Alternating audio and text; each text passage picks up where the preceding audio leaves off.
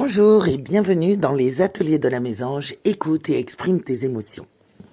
Nous sommes aujourd'hui à la saison 3, épisode numéro 3 de notre podcast dédié à la gestion des émotions et au bien-être. Je suis donc Stéphanie, votre coach thérapeutique spécialisée dans la gestion des émotions et la prévention du burn-out et de l'épuisement. Aujourd'hui, j'ai invité spécialement Caroline, une jeune fille qui a vécu une transformation grâce à mon accompagnement. Elle va partager avec nous son parcours, les défis qu'elle a surmontés et comment le coaching thérapeutique a changé sa vie. Alors préparez-vous à être inspiré par son histoire touchante et motivante. Et comme d'habitude, des petits problèmes techniques à la fin de l'enregistrement. Merci de votre patience. Bonne écoute.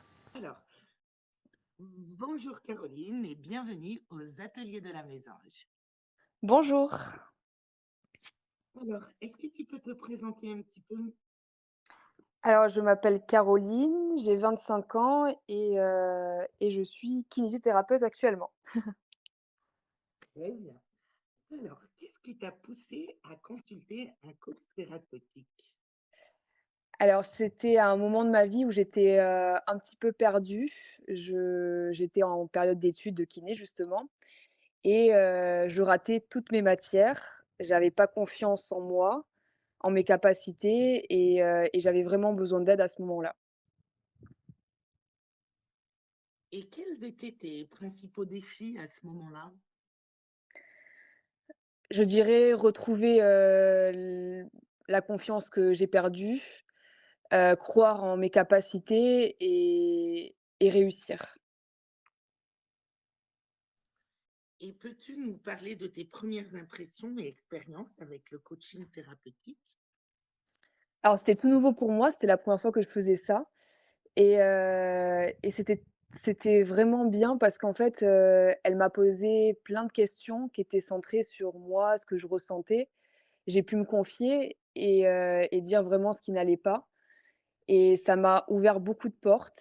Ça m'a fait comprendre certaines choses que j'avais oubliées chez moi et ça m'a permis de me recentrer surtout. Et est-ce que tu peux détailler un petit peu les aspects du coaching thérapeutique qui t'a le plus aidé en fait à comprendre et à gérer tes émotions? Ça a été les questions qui étaient orientées sur moi, ce que je ressentais, ce que je voulais dans la vie.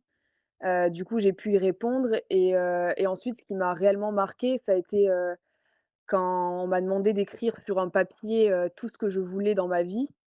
Je vais donner des exemples que j'ai marqués: «Je veux réussir, je veux être heureuse» et ça m'a vraiment permis de réaliser ce que j'avais besoin, ce que je voulais et ce que j'étais en fait et ça a fonctionné. Rien que de l'écrire, ça a fonctionné. D'accord. Et comment tu as pu intégrer en fait toutes ces techniques et conseils dans ta vie quotidienne? Je les ai intégrés parce que, en fait, déjà d'entendre, le coach me parler, me dire ce qu'il fallait que je fasse, tout ça déjà ça m'a permis de me reconcentrer sur moi. Ensuite d'écrire aussi sur ce papier ce que je voulais, ça m'a permis également, de savoir ce que je voulais et du coup je l'ai appliqué, à chaque fois que je passais un examen, je me disais: «Tiens, je vais me rappeler de ce qu'elle m'a dit, de ce que j'ai écrit» et ça m'a vraiment permis de me dire: «Ça y est, je j'ai confiance en moi, je vais réussir» et juste après, bah, j'ai réussi 3 examens, donc ça a réellement fonctionné.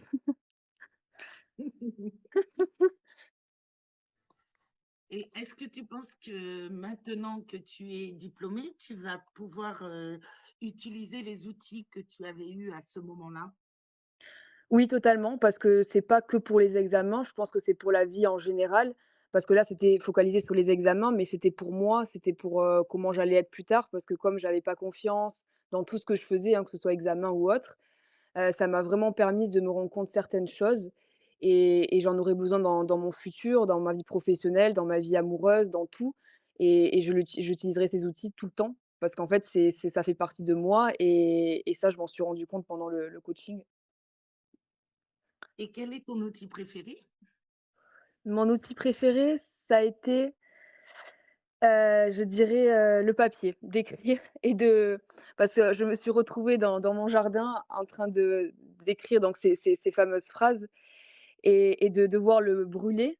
Alors je passais pour une folle dans mon jardin en train de brûler le papier à la pleine lune, mais ça je le referai parce que vraiment c'est quelque chose qui est vraiment, significatif et c'est important de le préciser et c'est surtout que ça fonctionne. Vraiment, je l'oublierai pas ça.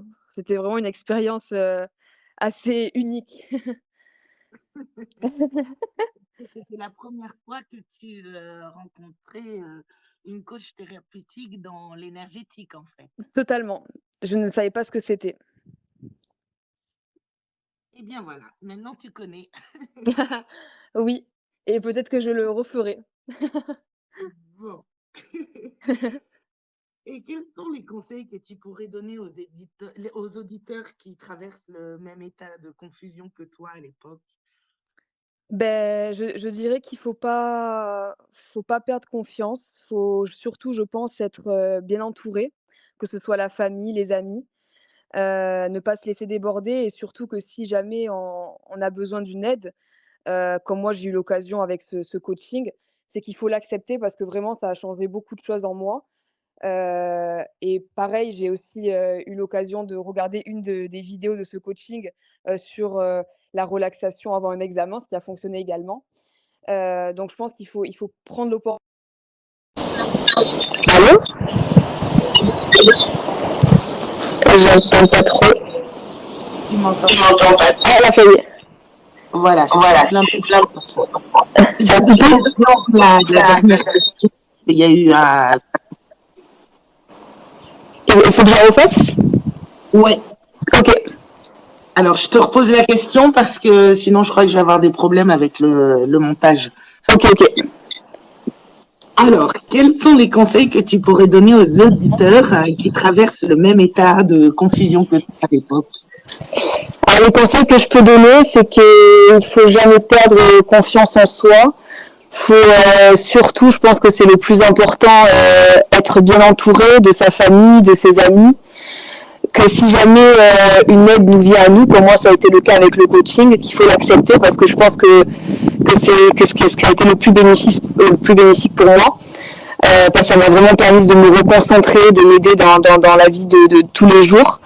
C'est vraiment très important. Faut pas se relâcher. Faut croire en soi, croire en ses capacités.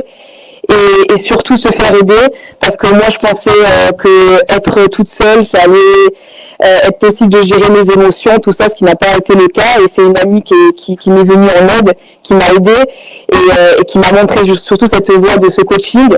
Et aujourd'hui, je peux le dire, ça a fonctionné, ça a marché. C'est un mélange de croire en soi, le coaching, les amis, le soutien, tout ça fait qu'aujourd'hui, j'ai réussi et j'en suis fière. Et il faut le reconnaître aussi, ça c'est important. Donc faut pas démériter et il faut croire surtout en soi. Voilà. C'est beau tout ça. J'espère. Alors, comment vas-tu aujourd'hui? Eh bien, je vais super bien. Aujourd'hui, j'ai eu mon diplôme, donc récemment là.